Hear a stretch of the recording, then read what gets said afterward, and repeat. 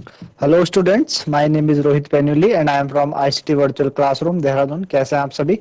हम आज class 12th chemistry कर रहे हैं, जिसमें कि हमारा चैप्टर पी ब्लॉक चल रहा है। और पहले भाग में हमने बच्चों से पहले भाग में हमने ग्रुप 15 कंप्लीट किया। ग्रुप 15 में आपको बता दूं हमने क्या क्या किया था। हमने ग्रुप 15 की फिजिकल प्रॉपर्टीज करी, ठीक है ना। ग्रुप 15 में हमने फिजिकल प्रॉपर्टीज में हमने क्या किया, हमने इलेक्ट्रोनेगेटिविटी के बारे में, आयनाइजेशन एंथैल्पी, ठीक है ना, एटॉमिक आयनिक रेडियाई के बारे में समझा। ये देखा, इनका ट्रेंड देखा कि क्योंकि ग्रुप है तो डाउन द ग्रुप क्या होता है इनमें, है ना। आपको बहुत सारी चीजें बताई हमने, हमने इनकी फिजिकल स्टेट बताई कि ये इनमें से कौन मेटल है, कौन नॉन मेटल है, कौन मेटलॉइड्स है ना।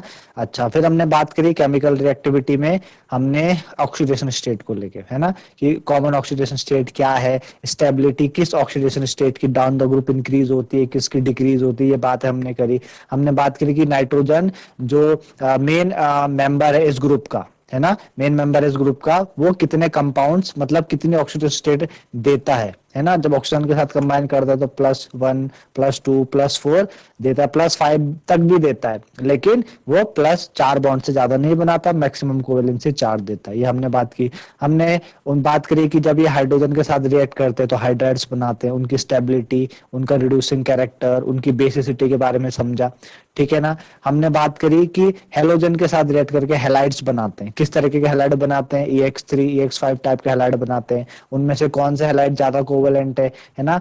क्यों नाइट्रोजन पेंटा हेलाइड्स नहीं बनाते। हमने बात करी रिएक्टिविटी टुवर्ड्स ऑक्सीजन को लेके, है ना, किस तरीके के ऑक्साइड्स बनाते हैं, एसिडिक कैरेक्टर उनका क्या होता है, ये सारी बात करी। डाई नाइट्रोजन के बारे में बात करी, N2, उसकी प्रिपरेशन किस तरीके से होती है, प्रॉपर्टीज। फिर ammonia preparation properties, then HNO3 nitric acid preparation property. ये हम ग्रुप 15 कंप्लीट कर चुके हैं। आज हमें क्या करना है, ग्रुप 16 के बारे में पढ़ना है। ग्रुप 16 जैसे हमने ग्रुप 15 के बारे में पढ़ा, सेम वैसे ही ग्रुप 16 के बारे में हम करते हैं। तो उसको समझने के लिए चलेंगे बच्चों स्मार्ट बोर्ड की तरफ। चलिए, आज बात करेंगे ग्रुप 16। चलिए, ठीक है ना, ग्रुप 16। तो बच्चों जो ग्रुप 16 है, ग्रुप 16 के जो पहले 4 मेंबर्स हैं, ठीक है ना, ग्रुप 16 के जो पहले 4 मेंबर है, उन पहले 4 मेंबर को हम क्या कहते हैं, कैल्कोजेंस कहते हैं। क्या कहते हैं, कैल्कोजेंस कहते हैं, ठीक है ना। ग्रुप 16 को हम क्या कहते हैं, कैल्कोजेंस के नाम से भी बोलते हैं। और कैल्कोजेंस में भी जो आगे के 4 मेंबर्स है वही कैल्कोजेंस ज्यादा कहलाते हैं, क्योंकि अगला वाला तो आपका रेडियो एक्टिव होता है, ठीक है ना। कैल्कोजेंस इनका क्या है, कॉमन नेम है कैल्कोजेंस। पूछ सकते हैं आपके पास कि कैल्कोजेंस कहते हैं, ठीक है ना। अच्छा, बात करें कि कौन कौन से ग्रुप 16 में मेंबर्स आते हैं, कौन कौन से मेंबर आते हैं, तो हम देखेंगे। सबसे पहले ऑक्सीजन है, फिर आपका सल्फर, फिर आपका सेलेनियम, ठीक है ना, टेलिरियम और पोलोनियम, ठीक है ना। ये आपके क्या है, ओ स्टाइल से टेपो। इनको याद करने का तरीका ये भी है, ओ स्टाइल से टेपो, इस तरीके से, ठीक है ना। ऑक्सीजन इनका एटॉमिक नंबर देखेंगे, है ना, इनका एटॉमिक नंबर क्या होता है। तो बात करें, जो ऑक्सीजन है बच्चों, ऑक्सीजन का एटॉमिक नंबर क्या है, 8। सल्फर 16 होता है, ठीक है ना। सेलेनियम कितना आपका 34 है, ठीक है ना। टेलिरियम कितना है आपका 52 है, और पोलिनियम कितना है 84 है ना। आप अगर आपको ग्रुप 15 का याद है, nitrogen phosphorus arsenic antimony bismuth, nitrogen कितना है बच्चों 7, तो ऑक्सीजन 8 हो जाएगा। फोस्फोरस 15 तो सल्फर 16 हो जाएगा। फिर आर्सेनिक 33 तो सेलेनियम 34 हो जाएगा, ठीक है ना। अच्छा, उसके बाद आर्सेनिक के बाद कौन आता है, एंटीमनी Sb, उसका कितना है बच्चों 51, तो टेलिनियम कितना हो जाएगा 52, और लास्ट में बिस्मिथ कितना 83, तो पोलिनियम कितना हो जाएगा 84, इस तरीके से, ठीक है ना। चलिए, ये हो गया आपके। उसी तरीके से बात करें कि जो ऑक्सीजन और सल्फर है, ये आपके क्या है, नॉन मेटल्स। ऑक्सीजन सल्फर हो गया आपके नॉन मेटल, और सेलेनियम और टेलिनियम क्या हो गया आपके, ये आपके हो गए मेटलाइट्स, ठीक है ना, ये मेटलाइट्स है। और ये आपका क्या है बच्चों, मेटल है, ठीक है ना, ये क्या है, मेटल है। और ये कैसा मेटल है बच्चों, रेडियो एक्टिव है, रेडियो एक्टिव, है ना। ये रेडियो एक्टिव है। रेडियो एक्टिव का मतलब, इससे रेडियो एक्टिविटी के बारे में आपने पढ़ा होगा फिजिक्स में, या तो पढ़ेंगे। अब रेडियो एक्टिविटी में क्या होता है कि जो भी कोई भी सब्सटेंस धीरे धीरे डिसइंटीग्रेट होता है, उससे क्या होता है, उससे कुछ रेस निकलती है, अल्फा बीटा गामा रेस निकलती है, तो धीरे धीरे वो क्या होता है बच्चों, खत्म होते रहता है। ठीक है ना, धीरे धीरे क्या होता है, वो खत्म होते रहता है। तो देखा गया कि जो आपका सेलेनियम, जो आपका पोलोनियम है, उसकी क्या होती है बच्चों, बहुत ही कम लाइफ होती है। सेलेनियम की क्या है बच्चों, बहुत ही कम लाइफ है। कितनी इसकी हाफ लाइफ है, सॉरी पोलोनियम की जो हाफ लाइफ है, हाफ लाइफ वो कितनी है, 13.8 डेज। हाफ लाइफ इसकी कितनी है, 13.8 डेज है पोलोनियम की। तो इतना कम इसकी क्या है बच्चों, हाफ लाइफ है। ठीक है ना, तो आपको समझ में होगा इस तरीके से होता है। ऑक्सीजन क्या है बच्चों, ये मोस्ट अबेंडेंट एलिमेंट है। जो ऑक्सीजन है ये मोस्ट अबेंडेंट है of all element on the earth. क्या है ऑक्सीजन, क्या होता है, most abundant, most abundant element. जितने भी एलिमेंट अर्थ में उनमें सबसे ज्यादा अबेंडेंट एलिमेंट कौन है बच्चों, अर्थ कौन है, आपका ऑक्सीजन है। ठीक है ना, तो रही ये बात इनकी इस तरीके से कि भाई ये इस तरीके से करते हैं। मैंने आपको बताया पोलोनियम के बारे में कि हाफ लाइफ इसकी कितनी है बच्चों, 13.8 डेज है। अच्छा, सारे के सारे ये सारे के सारे क्या करते हैं, सारे के सारे जो आपके ग्रुप 16 के सारे मेंबर्स हैं, सारे के सारे क्या करते हैं, आपके एलोट्रॉपी शो करते हैं। क्या करते हैं, सारे के सारे क्या करेंगे, एलोट्रॉपी शो करेंगे, सब करेंगे एलोट्रॉपी शो, है ना। तो मैं यहाँ कहीं लिख देता हूं कि all show allotropy, all show allotropy, सारे के सारे एलोट्रॉपी शो करते हैं। ठीक है ना, चलिए ये इतनी बात हुई। अब बात आते हैं इनकी इलेक्ट्रॉनिक कॉन्फ़िगरेशन को लेके। ठीक है ना, इनकी इलेक्ट्रॉनिक कॉन्फ़िगरेशन को लेके बात करते हैं। तो देखा गया कि जो ऑक्सीजन है, ऑक्सीजन की इलेक्ट्रॉनिक कॉन्फ़िगरेशन कितनी होती है बच्चों, आपको पता 8 है, तो कितनी हो जाएगी, 1s2 2s2 और 2p4, कितनी हो जाएगी, 1s2 2s2 2p4। सल्फर की कितनी हो जाएगी बच्चों, 1s2 2s2 2p6 3s2 3p4। ठीक है ना, तो आप देख पा रहे हैं ओ सेकंड पीरियड से आता है, और सेकंड पीरियड में कितने शेल हो गए बच्चों, 2 शेल हो गए, है ना, 1 और 2। जो एस और पी है ये तो सब शेल है, आपने पढ़ा ना 11th में, एस और पी तो सब शेल है भाई। शेल किससे डिनोट होते हैं, प्रिंसिपल क्वांटम नंबर 1 2 3। तो ओ में कितने शेल है, दो शेल है, 1 और 2, है ना। तो आउटर मोस्ट सेल दूसरा वाला होगा, तो ये आउटर मोस्ट सेल हो गया। इसमें देख रहे हैं आप 2s2 2p4, 6 इलेक्ट्रॉन है आउटर मोस्ट सेल में। एस के पास कितने शेल है, 3, 1 2 3, तो आउटर मोस्ट तीसरा वाला हो गया 3s2 3p4। इसी तरीके से अगर हम बात करें सेलेनियम की इलेक्ट्रॉनिक कॉन्फ़िगरेशन, तो इसकी हम ऐसे लिख सकते हैं डैश डैश डैश, कितने लिख सकते हैं, 4s2 4p4 लिख सकते हैं, बिल्कुल। ऐसी टेलिनियम की हम क्या लिख सकते हैं बच्चों, dash dash dash 5s2 5p4। ठीक है ना, और पोलोनियम की क्या लिख सकते हैं, dash dash dash 6s2 6p4। समझ आ रही होगी आपको। बात करते हैं सेलेनियम में आपका डी ब्लॉक भी एंटर कर जाता है, डी ब्लॉक भरना स्टार्ट हो जाता है, तो इसको 3d10 भी लिखते हैं, 3d10 4s2 4p4। ठीक है ना, इसको क्या लिखेंगे बच्चों, 4d10। और लास्ट वाले पोलोनियम में f भी आ जाता है, तो 4f14। ठीक है ना, 5d10 6s2 और 6s2 6p4। लेकिन आउटर मोस्ट कौन सा है बच्चों, आउटर मोस्ट की बात करें हम तो सेलेनियम में कितने, 4 शेल है, तो आउटर मोस्ट फोर्थ वाला हो जाएगा। इसमें आउटर मोस्ट ये और इसमें आउटर मोस्ट ये। आप देखेंगे कि सबके आउटर मोस्ट में 6 इलेक्ट्रॉन है। तो अगर हम बात करें कि जनरल इलेक्ट्रॉनिक कॉन्फ़िगरेशन की, ग्रुप 16 की जो जनरल इलेक्ट्रॉनिक कॉन्फ़िगरेशन है वो क्या होती है, ग्रुप 16 की जनरल इलेक्ट्रॉनिक कॉन्फ़िगरेशन। ठीक है ना, ग्रुप 16 की जनरल इलेक्ट्रॉनिक कॉन्फ़िगरेशन की बात करें तो क्या हो जाएगी बच्चों, इनकी जनरल इलेक्ट्रॉनिक कॉन्फ़िगरेशन ये हो जाएगी ns2 np4। समझ आ रहा है आपको, n मतलब क्या हो गया, शेल नंबर 1 2 3 4 5 6, और s के ऊपर 2 है सबके पास, p के ऊपर भी 2 सबके पास है, तो ns2 np4 ये क्या हो जाएगी, इसकी जनरल इलेक्ट्रॉनिक कॉन्फ़िगरेशन। मेरे ख्याल से इतनी बातें आपको समझ में आई होगी। इलेक्ट्रॉनिक कॉन्फ़िगरेशन के बारे में बात करी हमने उनकी फिजिकल स्टेट के बारे में बात करी, अकरेंस के बारे में बात करी, तो इस तरीके से कुछ बातें हमने कर चुके हैं। ठीक है ना, चलिए अब चलते बच्चों आगे इनकी एटॉमिक और आयनिक रेडियाई को लेके। इनकी एटॉमिक और आयनिक रेडियाई क्या है उसके बारे में बात करेंगे। ठीक है ना, चलिए एटॉमिक एंड आयनिक रेडियाई।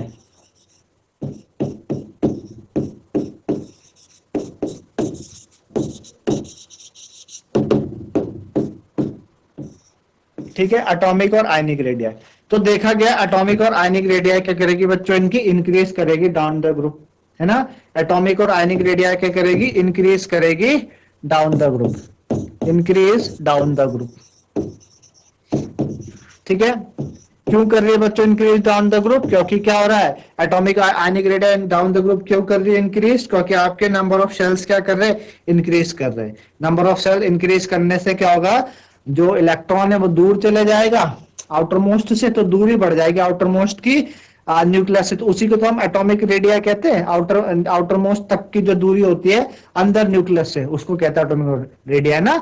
तो आयनिक रेडिया भी उसी से बनती है। तो आयन इंक्रीज करेगी down the group due to आपके क्या हो गया, नंबर ऑफ शेल इंक्रीज कर रहे हैं, due to increase in number of shell, increase in number of shell, number of shell बढ़ने से ऐसा हो रहा है। चलिए ये बात हो गई, ठीक है ना। चलिए आगे बढ़ते हैं इनकी आयनाइजेशन एंथैल्पी। आयोनाइजेशन एंथैल्पी,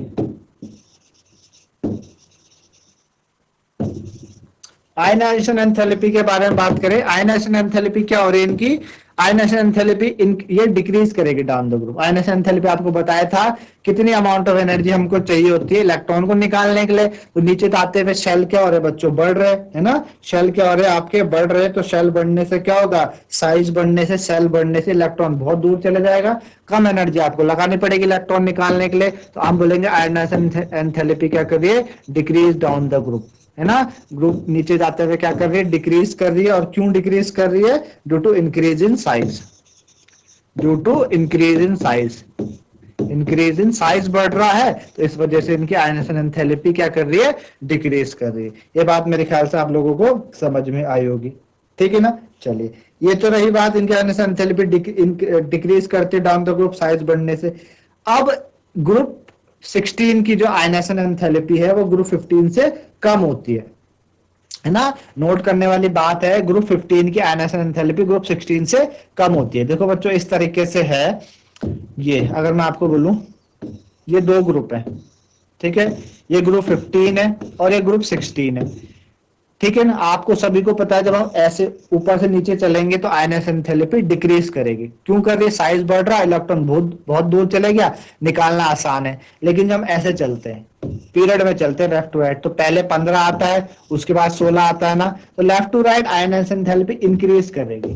क्यों इंक्रीज क्यों कर रही है, क्योंकि शेल तो सेम ही है, सेल सेम है, एक एक इलेक्ट्रॉन बढ़ रहा है, बाहर नेगेटिव चार्ज बढ़ रहा तो अंदर भी पॉजिटिव चार्ज बढ़ेगा, अट्रैक्शन बढ़ेगा, तो अंदर न्यूक्लियस वाला इलेक्ट्रॉन को अपनी तरफ खींचेगा, यानी होल्ड ज्यादा है न्यूक्लियस का, इस वजह से वहां से इलेक्ट्रॉन निकालना मुश्किल है ना। तो यानी ज्यादा एनर्जी लगानी पड़ेगी, ज्यादा एनर्जी लगाने का मतलब आयनाइजेशन एंथैल्पी इंक्रीज कर रही है down the group.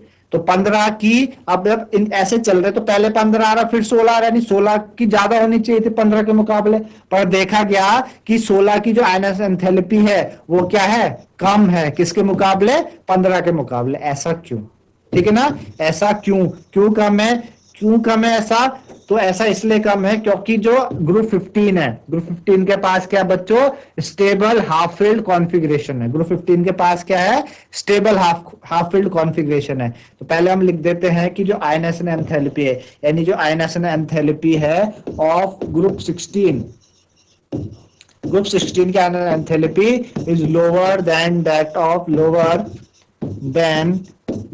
Of group 15।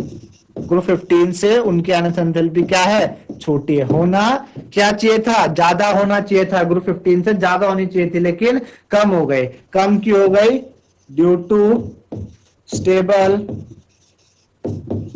Half field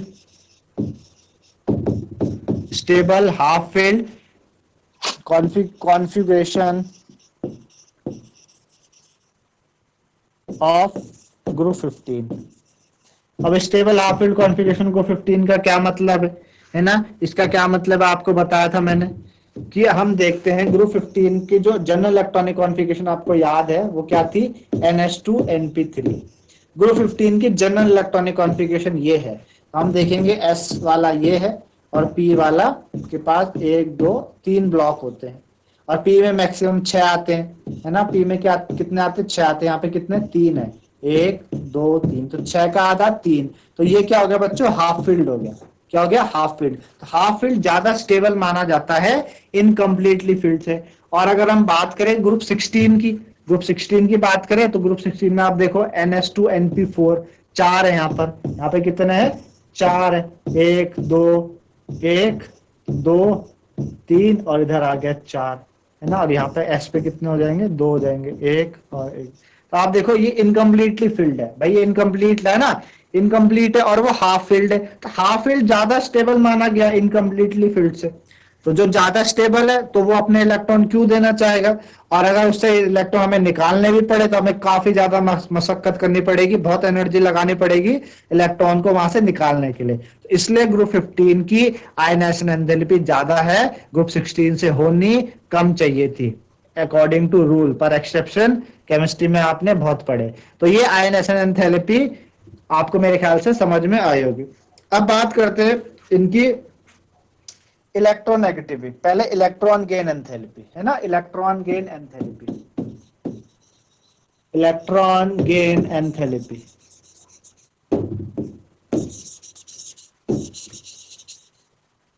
electron gain enthalpy को लेके बात करें तो भाई इलेक्ट्रॉन गेन एंथैल्पी क्या है?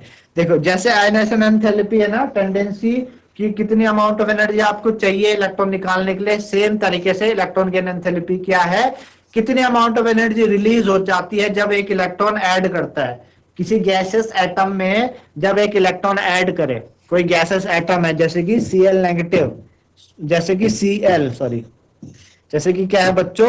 Cl है, ये कोई गैसेस एटम है, इसकी क्या है? 2,8,1 सॉरी 2,8,7 2,8,7 ये इसकी कॉन्फ़िगरेशन है। इसको एक इलेक्ट्रॉन चाहिए, एक इलेक्ट्रॉन चाहिए।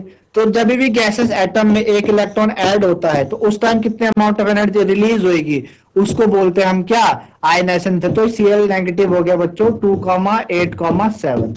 क्या हो गया? 2,8,7, है ना। तो आपको पता है जब इलेक्ट्रॉन जब इलेक्ट्रॉन निकला वहां से तो एनर्जी क्या हुई बच्चों? हमें देनी पड़ी। जब इलेक्ट्रॉन निकला, जब हमने इलेक्ट्रॉन निकाला, यानी किस पे निकाला? आयनाइजेशन एंथैल्पी पे, तो क्या हुआ? एनर्जी देनी पड़ी। तो एनर्जी आपने सिस्टम को दी, तो वो एनर्जी क्या होती है? पॉजिटिव होती है। क्या होती है? पॉजिटिव होती है। लेकिन इलेक्ट्रॉन गेन एंथैल्पी पे क्या हो रहा है? इलेक्ट्रॉन ऐड करने पे एनर्जी रिलीज हो रही है। इलेक्ट्रॉन दिया आपने तो एनर्जी क्या हुई? रिलीज हुई। आपको बात मैंने समझाई थी कहां पर? सॉल्यूशन चैप्टर में, कि जब बॉन्ड बनता है तो एनर्जी क्या होती है बच्चों? रिलीज। जितनी ज्यादा एनर्जी रिलीज होगी उतना अच्छा बॉन्ड बनेगा, ठीक है। और जब बॉन्ड टूटता है तो एनर्जी हमें देनी पड़ती है। तो जो एनर्जी देंगे, एनर्जी एब्जॉर्व कर रहा है सिस्टम, वो हमेशा पॉजिटिव मानी जाएगी, और जब एनर्जी रिलीज होती है वो हमेशा नेगेटिव मानी जाती है। तो यहाँ पे एनर्जी रिलीज हो रही है क्योंकि आप इलेक्ट्रॉन ऐड हो रहा है। तो ये हमेशा इलेक्ट्रॉन गेन एंथैल्पी को हमेशा हम किस टर्म्स में करते हैं? In terms of negative. Electron gain enthalpy क्या होती है बच्चों? नेगेटिव के फॉर्म में आती है। जितनी ज्यादा नेगेटिव वैल्यू किसी की होगी उतना अच्छा उसकी इलेक्ट्रॉन गेन एंथैल्पी मानेंगे, जितनी कम लेस नेगेटिव होगी उतना बेकार उसकी इलेक्ट्रॉन गेन एंथैल्पी मानेंगे। समझ है आपको इलेक्ट्रॉन गेन एंथैल्पी का कंसेप्ट क्या है? अब ग्रुप 16 की इलेक्ट्रॉन गेन एंथैल्पी क्या होती है? जो ग्रुप 16 की इलेक्ट्रॉन गेन एंथैल्पी है वो आपकी क्या होती है? डाउन द ग्रुप क्या होगी? Down the group less negative होगी, ठीक है ना। इलेक्ट्रॉन गेन एंथैल्पी क्या होती है? Down the group less negative होगी, लेस नेगेटिव। जैसे जैसे आप नीचे को जाएंगे वैसे वैसे आपको कम नेगेटिव वैल्यू मिलेगी, वैसे वैसे आपको कम नेगेटिव वैल्यू मिलेगी। क्यों कम नेगेटिव वैल्यू मिल रही है?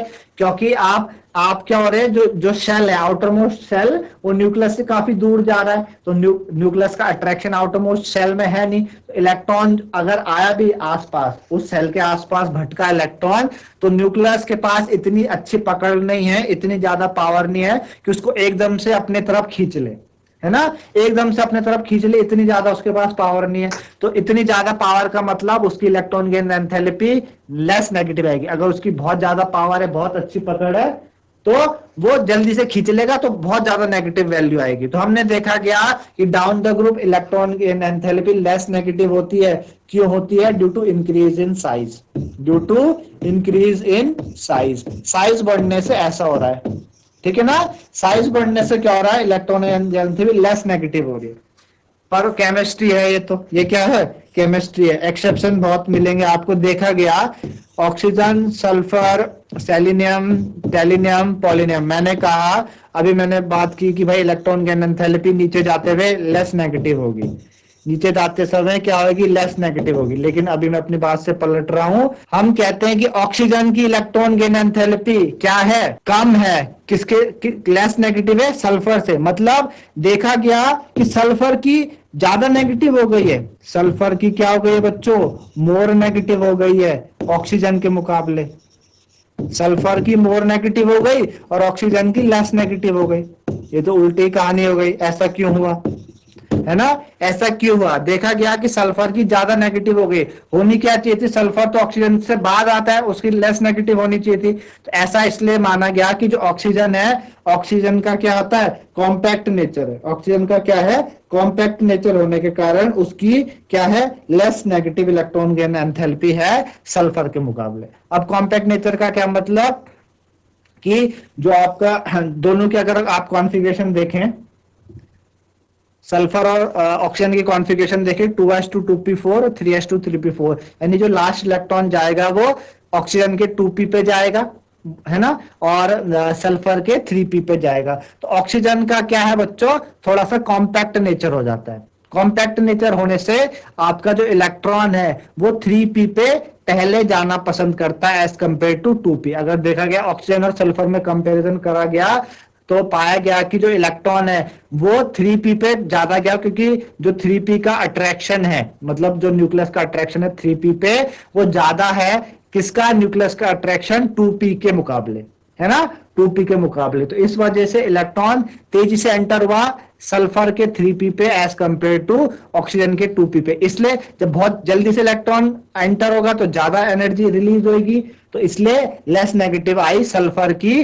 सॉरी मोर नेगेटिव आई सल्फर की एज कंपेयर टू ऑक्सीजन। तो इतनी मेरे ख्याल से बात आपको समझ में आई कि ऐसा क्यों हुआ, ठीक है ना। तो आप क्या लिखेंगे कि ऑक्सीजन की लेस नेगेटिव क्यों है सल्फर से? Due to compact nature of oxygen, oxygen के कॉम्पैक्ट नेचर के कारण, ठीक है ना। तो ये इलेक्ट्रॉन गेन एंथैल्पी के बारे में बात करी, ठीक है ना। इलेक्ट्रोनेगेटिविटी के बारे में बात करते हैं कि इलेक्ट्रोनेगेटिविटी क्या होती है। इलेक्ट्रोनेगेटिविटी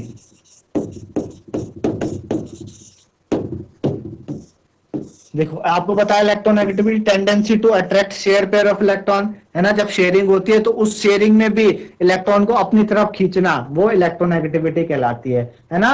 तो हमने बात करी कि ग्रुप में इलेक्ट्रोनेगेटिविटी क्या होती है? नीचे जाते समय डिक्रीज कर दे। इलेक्ट्रोनेगेटिविटी क्या करेगी?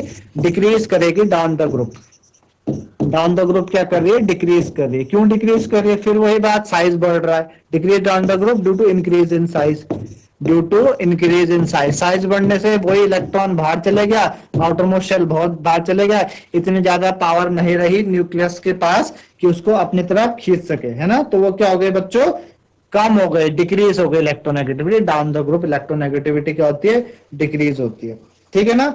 तो देखा गया कि फ्लोरीन के बाद ऑक्सीजन क्या है? सबसे ज्यादा इलेक्ट्रोनेगेटिव है ना। तो फ्लोरीन के बाद ऑक्सीजन ज्यादा इलेक्ट्रोनेगेटिव है। हम ये लिख सकते हैं, ये पॉइंट लिख सकते हैं कि next to fluorine oxygen is highest electronegative, highest electronegative, ठीक है ना। सबसे ज्यादा इलेक्ट्रोनेगेटिव फ्लोरीन है, सबसे ज्यादा इलेक्ट्रोनेगेटिव फ्लोरीन है, और उसके बाद कोई है तो ऑक्सीजन है ना। तो इतनी बात बच्चों हमने बात आज करी, ठीक है ना। तो इस तरीके से आपने ग्रुप 16 आज बच्चों हमने स्टार्ट किया, ठीक है ना। ग्रुप 16 के बारे में मैंने आपको समझाया कि इस तरीके से एलिमेंट इसके अंदर है, उनकी electronic configuration, general electronic configuration, physical state किस तरीके से रहते हैं वो, ठीक है ना। फिजिकल प्रॉपर्टीज हमने बात करी, ionisation, electronegativity, electron gain enthalpy, है ना। काफी कुछ हमने आपको बताया, तो मेरे ख्याल से आप लोगों को समझ में आया होगा। एक बार आप अच्छे से रिवाइज करते हैं तो ये सारी चीजें आपको बैठ जाते हैं आपको दिमाग में, है ना। तो आज के लिए इतना ही, धन्यवाद, हैव अ नाइस डे।